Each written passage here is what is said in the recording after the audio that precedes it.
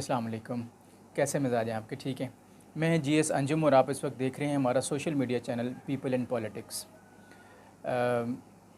आज जिस मौजू पर गुफ्तगू आपके साथ होने जा रही है वो आपने थंबनेल के अंदर भी देखा कि नरगिस से विसाल और नरगिस से फ़िराक ये क्या चीज़ है। और इस पर ख़ुसूसी गुफ्तगू के लिए मैं आपके सामने एक वाक़या रखता हूँ कि हज़रत ख्वाजा उस्मान हारूनी रहमतुल्लाह ताला अलैह एक दफ़ा सफ़र पर थे। सियोस्तान की तरफ सफ़र था। सियोस्तान एक शहर है अफ़गानिस्तान ईरान के उस वक्त के इलाक़ों में, जो एक जगह थी वहाँ सियोस्तान। तो वहाँ सियोस्तान के अंदर एक गार के अंदर एक दरवेश को देखा, शेख, जिसे शेख सियोस्तानी कहा करते थे।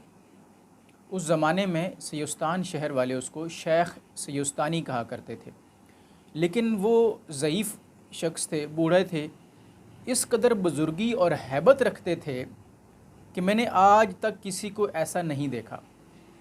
ये हज़रत ख्वाजा उस्मान हारूनी रहमतुल्लाह ताला अलैह उन बुज़ुर्गों के बारे में इरशाद फरमाते हैं कि वो इस कदर बुज़ुर्ग और हैबत रखते थे कि आज तक मैंने उन जैसा किसी को नहीं देखा।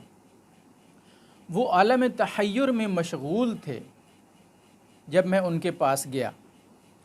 आलम तहय्युर एक आशिक जो दरवेश लोग हैं, जो आरिफ लोग हैं, वो दुनिया व माफ़ीहा से बेखबर जब सिर्फ़ और सिर्फ याद इलाही में मुस्तग़रक़ हों, याद इलाही में इस कदर गर्क हों कि उन्हें आस पास की कोई ख़बर ना हो, वो उनके ऊपर चाहे ज़माने गुज़र जाएँ, वो आलम तहय्युर होता है, वो हैरानी का आलम होता है जिसमें वो सिर्फ़ और सिर्फ रब ताला के साथ इस कदर मुस्तग़रक़ होते हैं, उसके ज़िक्र में, उसकी याद में मस्त होते हैं कि उनको आस पास की दुनिया की कुछ ख़बर नहीं होती।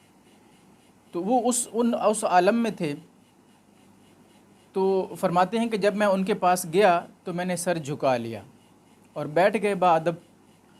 उस बुज़ुर्ग ने फरमाया कि सर उठा। मैंने उठाया तो फरमाया, ए दरवेश, आज करीबन 70 साल का अरसा गुज़रा है कि सिवाय खुदा के किसी और शय में मशगूल नहीं हुआ। आए हाय हाय, सुभान अल्लाह, कि 70 साल के अरसे में सिवाय रब ताला की ज़ात के और किसी चीज़ में मशगूल नहीं हुआ, लेकिन तेरे साथ ही जो मैं मशगूल होता हूँ ये हुक्म इलाही है, यानी अल्लाह ताला की मर्ज़ी है, उसकी रज़ा से मैं उस आलम तहय्युर से वापस आके आपके साथ महव गुफ्तगू हुआ हूँ। तो सुन, अगर तू मोहब्बत का दावा करता है तो उसके सिवा किसी और चीज़ में मशगूल ना होना, यानी अगर तू मोहब्बत इलाही का दावा करता है और इश्क़ इलाही का दावा करता है तो सिवाय अपने महबूब की ज़ात के और किसी चीज़ में मशगूल ना होना और किसी से मेल जोल ना करना, यानी सिवाय अपने महबूब के और किसी के साथ कोई मेल जोल नहीं रखना, ताकि तू जलाया ना जाए, क्योंकि गैरत की आग आशिकों के इर्द गिर्द रहती है।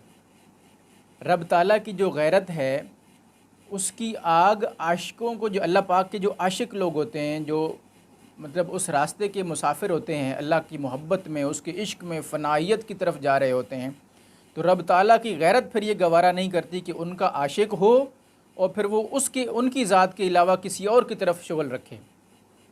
तो ये रब ताला की गैरत को गवारा नहीं होता। तो उन बुज़ुर्गों ने ये दर्स दिया, ये समझाया, ये बात की, ये मैसेज दिया हज़रत उस्मान हारूनी रहमतुल्लाह ताला अलैह को कि अगर तू मोहब्बत का दावा रखता है तो फिर सिवाय रब ताला की ज़ात के और किसी के साथ मशगूल ना होना, वरना रब ताला की गैरत की आग तुम्हें जला देगी। जब आशिक ने माशूक के सिवा किसी चीज़ का ख्याल किया, उसी दम गैरत की आग ने उसे जला दिया। लेकिन तुझे याद रहे कि मोहब्बत की राह में जो दरख्त है उसकी 2 शाखें हैं।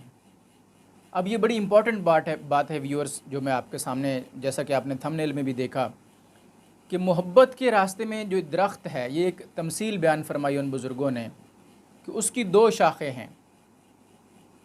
एक को नरगिस विसाल कहते हैं और दूसरे को नरगिस फ़िराक कहते हैं। बस जो शख्स सबसे फ़ारिग़ होकर दोस्त में मशगूल हो जाए वो दोस्त के विसाल की दौलत से मुशर्रफ़ होता है, यानी सारी मखलूक को छोड़कर जो सिर्फ़ और सिर्फ हकीकतन ज़ात बारी में मुस्तग़रक़ हो जाए, अपने इस दोस्त की ज़ात में फ़ना हो जाए, تو پھر ایک وقت آتا ہے کہ رب تعالیٰ اس کو اپنے وصال سے مشرف فرماتا ہے۔ سبحان اللہ۔ اور جو اس کے سوا کسی اور چیز میں رغبت رکھے تو وہ پھر فراق میں مبتلا ہو جاتا ہے، اور پھر فراق کی آگ میں وہ جلتا ہے، پھر اس کو دیدار نصیب نہیں ہوتا، وصال نصیب نہیں ہوتا۔ تو جو ہی کہ اس بزرگ نے اس بات کو ختم کیا، فرمایا کہ جا تو نے ہمیں کام سے رکھا، اتنا کہہ کر وہ یاد الہی میں مشغول ہو گئے اور دعا گو واپس چلا آیا۔ اب یہ ویورز، ناظرین کرام، یہ چیز آپ کے سامنے رکھی میں نے، حضرت عثمان ہارونی رحمۃ اللہ تعالیٰ علیہ کا اپنا ذاتی واقعہ، کہ عاشق الہی عارف باللہ لوگ جو ہوتے ہیں ان کے لیے کیا راستہ ہے اور کیا کرنا چاہیے۔ اور آج ہم کس دنیا میں رہ رہے ہیں کہ ہمیں تو اپنی ذات کا پورا علم نہیں ہے، اپنی شریعت جو بیسک ہے ہماری اس کا ہمیں علم نہیں ہے، تو طریقت اور اہل طریقت کو ہم کیا جانیں۔ تو ناظرین کرام، آپ سے درخواست ہے کہ آئیے ہم سب اپنا محاسبہ کریں، اور جو اصل چیز ہے ہماری لا الہ الا اللہ محمد الرسول اللہ، زندگی اس کے اندر بند ہے، ہماری زندگی اس کلمے کے اندر بند ہے، وہ اس طرح سے کہ لا الہ الا اللہ، بس اس کی صدا جب انسان دل سے لگاتا ہے کہ میں اس بات کا اقرار کرتا ہوں اور دل سے کرتا ہوں کہ رب تعالیٰ کی ذات کے وا کوئی چیز مجھے محبوب نہیں ہے پوری دنیا میں، مال، اولاد، بیوی، بچے، ماں باپ، غرض کے ہر چیز سے بڑھ کے سرکار دو عالم صلی اللہ علیہ وسلم کی ذات سے محبت، اور پھر ان کی اتباع میں رب تعالیٰ کی ذات کے ساتھ اس قدر فنا ہو جانا، اس کے ساتھ اس قدر عشق اور محبت میں ڈوب جانا کہ اللہ تعالیٰ پھر اس شخص کو نرگس سے وصال سے مشرف فرماتا ہے۔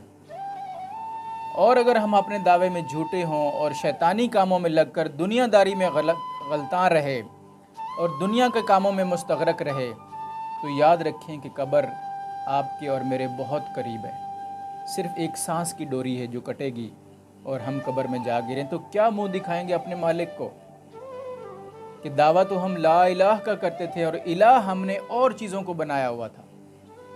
معبود جن کی ہم عبادت کرتے ہیں وہ کہنے کو تو ہم اپنے رب کو الہ کہتے ہیں، لیکن ہم سب کے الہ الگ الگ ہیں۔ کسی کا الہ دولت بنی ہوئی ہے، کسی کا الہ اس کی بیوی بچے بنے ہوئے ہیں، کسی کی الہ اس کی جاب بنی ہوئی ہے، کسی کا الہ اس کے مال مویشی بنے ہوئے ہیں، ساری زندگی ان کے پیچھے لگا رہتا ہے۔ اور جو حقیقی الہ ہے، حقیقی معبود ہے، اس کی طرف ہم کب جاتے ہیں؟ 5 دفعہ اس کا منادی 5 دفعہ ہمیں روز آواز دیتا ہے کہ آؤ فلاح کی طرف، آؤ فلاح کی طرف، لیکن ہم کب جاتے ہیں؟ اور پھر ہر رات وہ آسمان دنیا پر تشریف لا کر ہم سے کلام کرنے کے لیے تشریف لاتا ہے، ہم کب اس کی آواز سنتے ہیں؟ ویورز یاد رکھیں، آج جب ہم اس کی آواز نہیں سن رہے، اس کے بلانے پر بھی اور منادی کی آواز دینے پر بھی جب ہم کان نہیں دھرتے اور اپنی دنیا میں مست ہیں، تو کل کو جب ہمیں اس کی ضرورت پڑے گی اور ہم اس کو پکاریں گے کہ یا اللہ آج ہمیں بخش دے، آج ہمیں چھوڑ دے قیامت کے دن، تو یاد رکھیں پھر اس وقت وہ ہماری بھی نہیں سنے گا۔ آج وقت ہے ہم توبہ کر لیں اور اللہ اور اس کے رسول کی اتباع میں زندگی گزاریں۔ وَمَن يُطِعِ الرَّسُولَ فَقَدْ أَطَاعَ اللَّهَ، یہ حقیقت میں زندگی ہے۔